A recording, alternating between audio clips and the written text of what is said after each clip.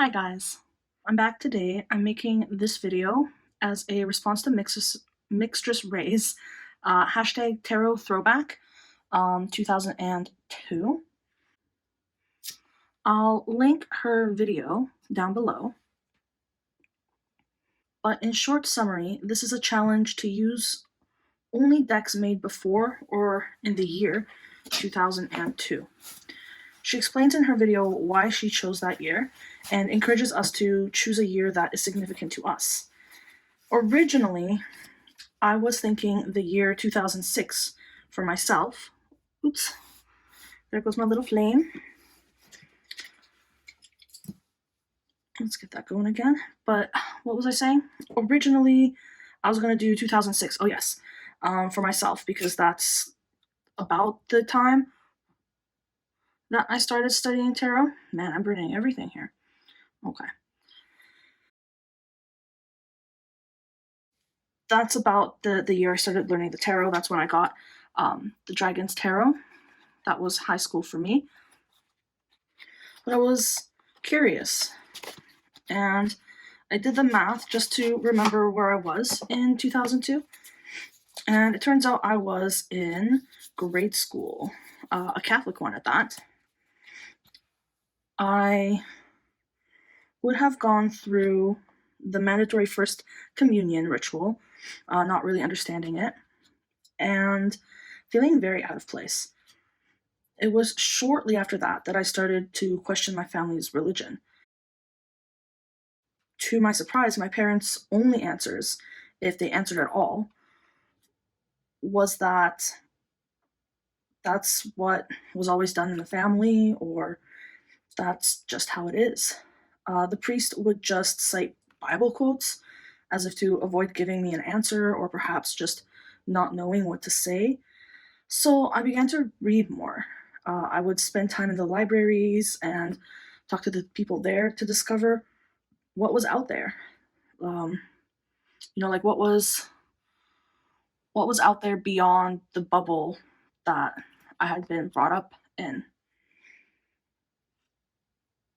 This was a fundamental time of my young life. So I decided to stick with the decks made on or before the year 2002. Mixer's Ray calls this divination deprivation fun, and deprivation it will be. In doing this, I discovered I don't have a lot of decks made on or before 2002. And then at the same time, I also found that I have more than I had maybe originally thought I did from that time period. So it was just I don't know, it was weird to think, oh, I don't have anything. And I was like, oh, wait, I have more than I thought, but then it's still not nearly a fraction of my current collection. So yeah.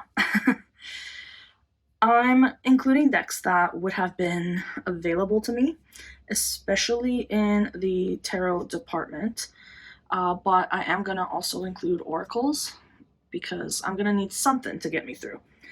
Oh, also, I'm doing this in the month of September, as I missed the August month for this tag or challenge, but I think September is the perfect time. The seasons are changing, it's going to get cooler, I can focus in on a few things.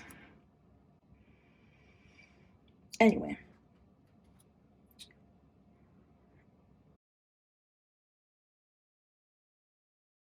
This deck that I've been flipping through while rambling on here a little bit is the Dragon Tarot, published in 1996. I think I've talked about why this deck is so special before, and if not, then I'm not going to get into it today. But it is my first one, and I won't be using it this month. I hardly ever use it anymore. But it is my first, and was made in this time period, so I couldn't not include it in the tag, because that would have just been a lie.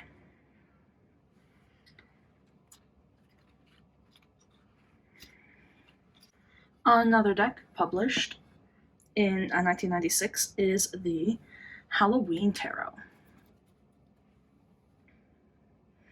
This is a later reprinting, this particular deck on video, but it would have been available in 2002, and I most definitely will keep it close with me this month. This will be my RWS deck, the one that I can just grab and work with and enjoy. Of course, some version of the RWS and the Thoth would have been around 20 years ago, but I decided not to include them in this video because I already know that I'm not going to work with them. I've already decided that. So I didn't want to include them. And I'm sure you all know what those decks look like anyhow. The part that really caught my attention about this tag is the sinking your teeth into like one thing or a few things instead of just being surrounded by too much. I've always had difficulty focusing, but lately I think I've just gotten lazy at utilizing those skills and techniques that I've developed to help me focus, and I've been all over the place. So I really want to sink my teeth into this challenge or this tag. I'm not going to use the RWS or the Thoth. This is going to be it for me. If I want something that I know really well, that's easy for me to read and will give me joy, this is it. So this is what I'm going to keep using through the month of September.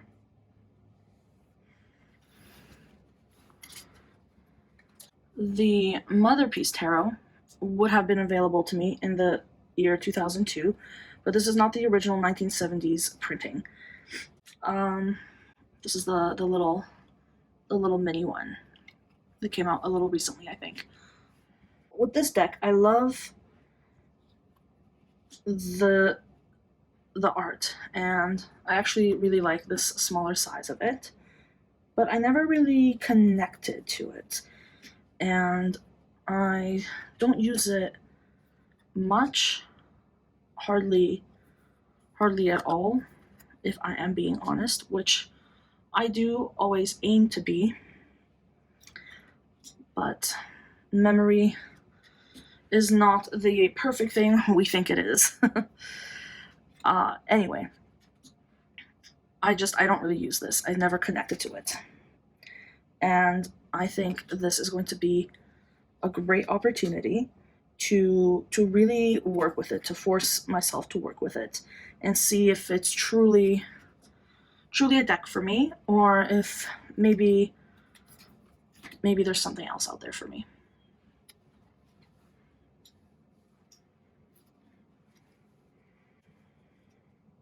The Alchemical Tarot was first published in 1994,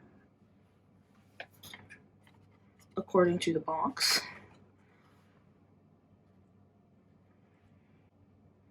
I have the 2015 edition.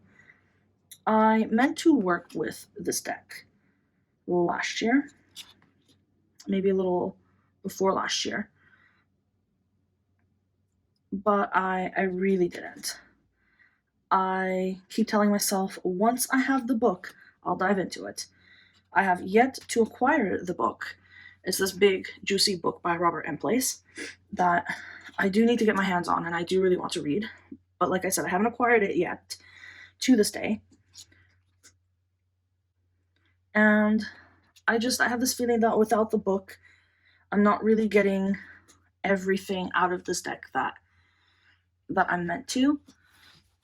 I've done a few readings with it, and so I do know I can read with it. I can use it. It is a usable deck. I absolutely love the art and the symbolism. I really appreciate this deck in that way, but I don't feel like, when I look at the cards, I just don't feel like I'm getting everything out of it, if that makes sense, without the book, without having read the book. So I don't know. Like, oh, this is my favorite pentacle ace. It's so beautiful. But I I don't think I'm going to work with it in September, not because I don't want to or because I don't think the deck is beautiful. I don't think I can appreciate it while I'm also trying to connect to the Mother Piece Tarot. I feel like the art is so different. And I don't think I'll appreciate the Alchemical Tarot while I'm trying to connect to this very different art style of the Mother Piece, like this very primal artwork here, but this like very measured artwork in the Alchemical Tarot. I really want to focus on connecting with the Mother Piece. I already know. If I let myself work with the Alchemical Tarot, I'm gonna put all my focus on this because I've already connected to this deck. I have a connection with this deck. I just really want the book to work with it in a deeper way. I don't know if I'm making sense. I don't think I can work with both of these together and really get the most out of the experience. So I think I'm not gonna risk not connecting or using both of them. Instead, I'm going to focus my energies on the Mother Piece and leave the Alchemical Tarot again until I get the book or until I feel more called to work with it. But it is a deck that would have been available to me, so there we go. In a similar fashion, these next two tarot decks are also ones that I have decided already. I'm not going to work with them this month, being September for me, but they are both, or they would have both been available to me in 2002, so I'm going to just show them. This is the Enchanted Tarot. I think it was first published in 1990. Let me see. Oops, I'm not prepared. Sorry, guys. Yes, it says it was originally published in 1990. This is the 25th anniversary edition anyway, so certainly it's 20 years old at least. 25 when I got it. Decided not to use this one. I was really excited. I saw a walkthrough of it somewhere. Can't remember where. I thought it was beautiful and I really wanted it, so I got it. But this anniversary edition, they did something to the colors. I think they raised the contrast or something. It looks very garish to me now compared to the older versions that I've seen flip throughs of. Like, those were really soft and gentle and beautiful.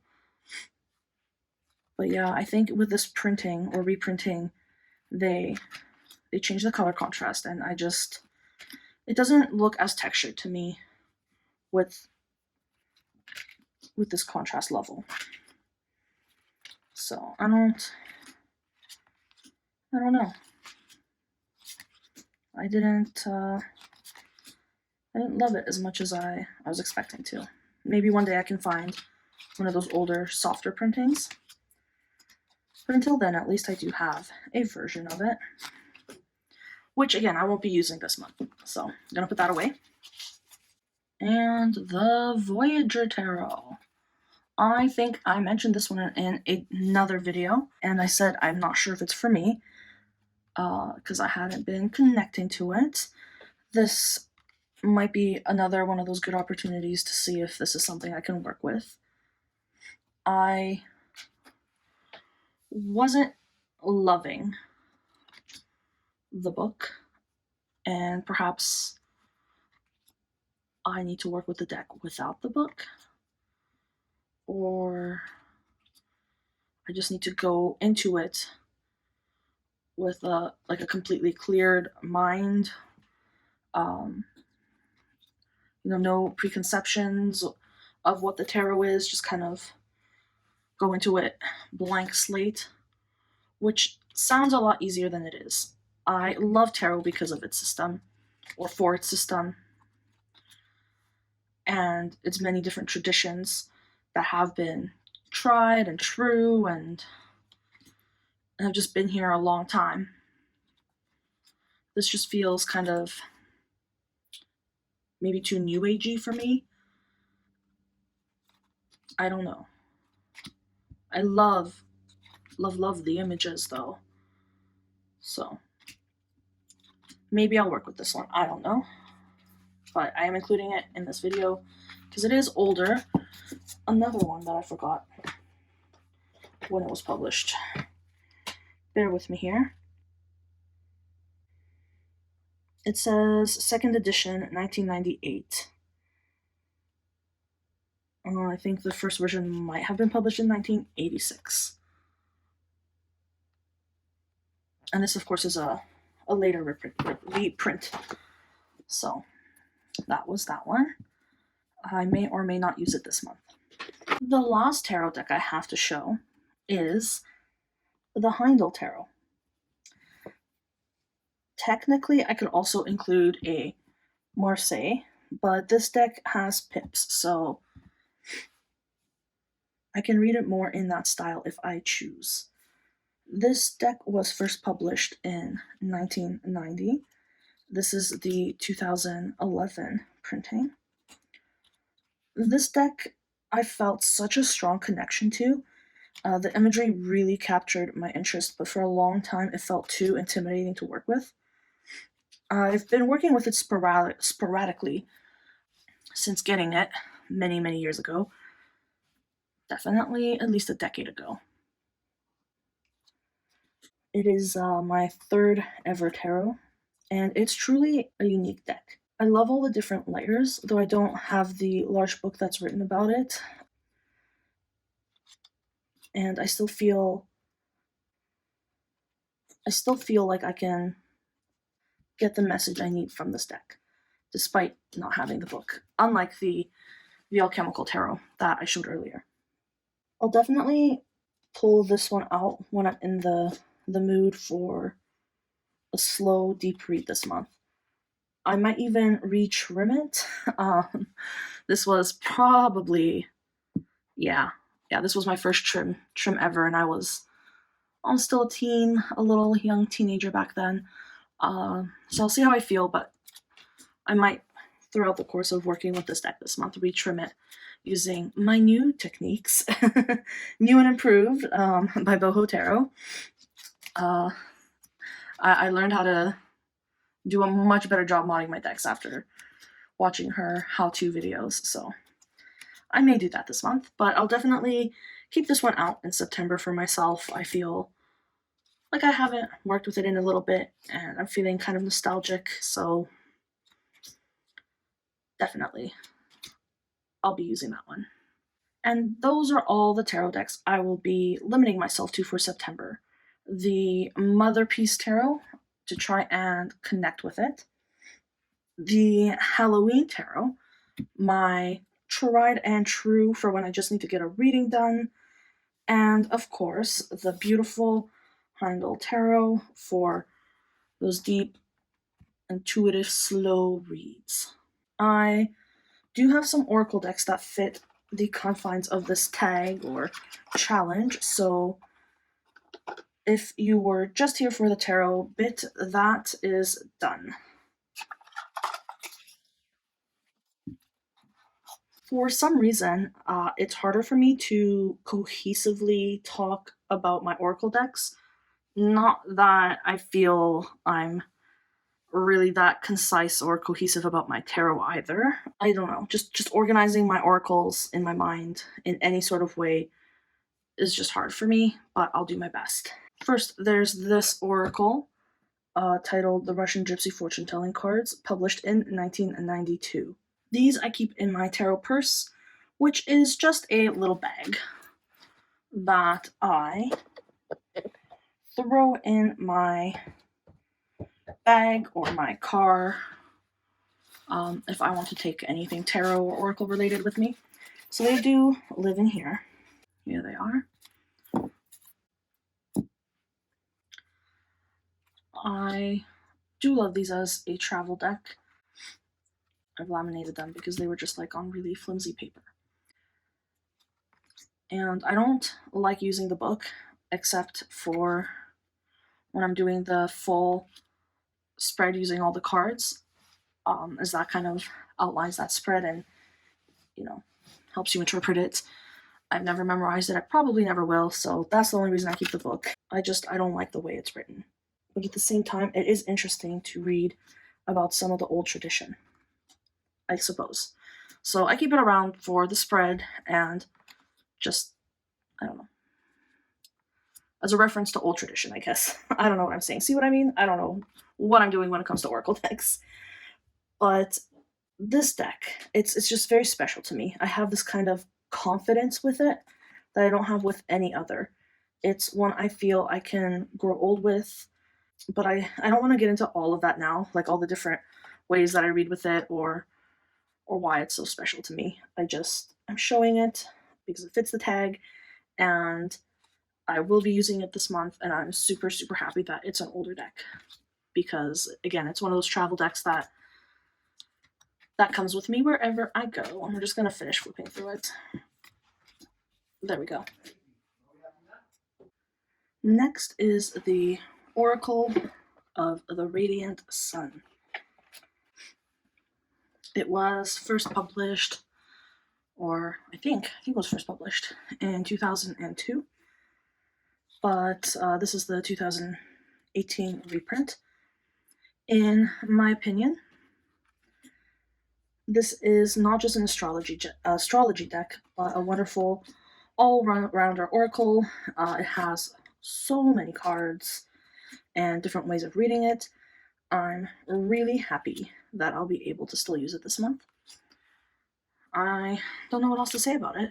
It's awesome. So, oops. Oracle of the Radiant Sun. That one's staying with me this month. The only other video response to this hashtag I've watched is Honey Rose Rituals, where she brings out this deck again and again, trying to decide if she's gonna use it. I think it's a really entertaining video, and I'll also link it down in my description. But I do not need to decide as such. I love this deck, and it fits the tag. It was published in the 1970s. This one is a 2009 republication. I love how random and silly these cards are outwardly. I also love how I am able to throw my own ideas and experiences on top of them so effortlessly. I'm not sure that I'll use them a lot this month, but they are an option to use, so I will definitely be leaving them out and using them appropriately as necessary. Finally, I have the Tao Oracle. I am so happy that I can still use this deck during and for this tag and challenge. So super stoked that I can still use this during the challenge, like I said. But if it didn't make the cut, I would be using my good old-fashioned book. Here it is, the I Ching book. Can't really get into frame here, but this is just the book of the I Ching. That is quite old, and it's a book I was finally able to get when I was in high school. I lied to my parents about being at a friend's place, when in fact said friend and I were at a bookstore, the Cozy Chapters, as it was back then, buying buying this book. However, my first exposure to it, or a book like it, I can't remember exactly, was in grade school. So remember in the beginning of the video, that girl I was talking about that went to the library seeking answers that the adults in her life just could not provide? Well, this is the answer I found. Maybe not this deck right at that moment, but the teachings of the I Ching, that's what I found. That's one of the things I found, and the thing that I really connected with. It's a writing that aligned with my curiosity of divination and magic, but in a grounded way. Throughout my life, I've turned to the I Ching, and I'm so grateful that it came to help answer some of the questions and to alleviate the uncertainty and aloneness the child in me felt back in the 2000s. I have to say though, since getting this Tao Oracle, the guidebook that came with it, so this guidebook by Devina Padma, is the one I'll mostly turn to these days. I really like how it's written, and I find it easier to read. It's less cryptic in the way that it's written. It's easier to navigate. It has the chart just right on the back of it, right there. So since getting this deck, I've really just used the guidebook that comes with it. Even when I'm not reading with the deck, I'll still reference the book. It just sits out on my shelf with this one. But this one's it's a lot more poetic, this older book, and kind of more cryptic. And again, super grateful that it's found its way into my life when it did. It was such a foundational moment for me, and it really helped frame my future. So this month, I will continue to work with the Tao Oracle. It's another great all-rounder. It's very balanced. It's just good at everything, in my opinion.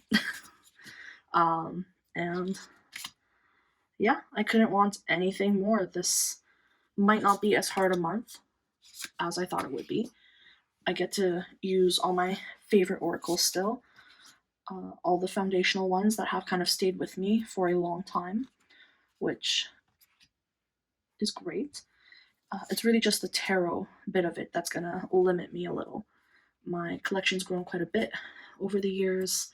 I have a lot of variety and a lot of different art styles. So there's that. But I am going to stop talking now. I feel like that is enough information about my life. I don't think I've ever really shared all of those stories, so there you have it. And to recap, the oracles for the month of September are going to be the Tao Oracle, the Morgan's Tarot, which is really an oracle, and we have these, which I've already put away, so I don't want to take out the bag again, and the Oracle of the Radiant Sun. Can you see it? Those are the backs. Just to conclude, earlier I mentioned having a hard time recently with focus and completing things, and this tag might be what I need to rebuild those focus skills and techniques that I've been slacking on. Thank you to Mixtress Ray for this tag, and maybe I will do a after reflection video. We'll see. But till then, take care and stay safe.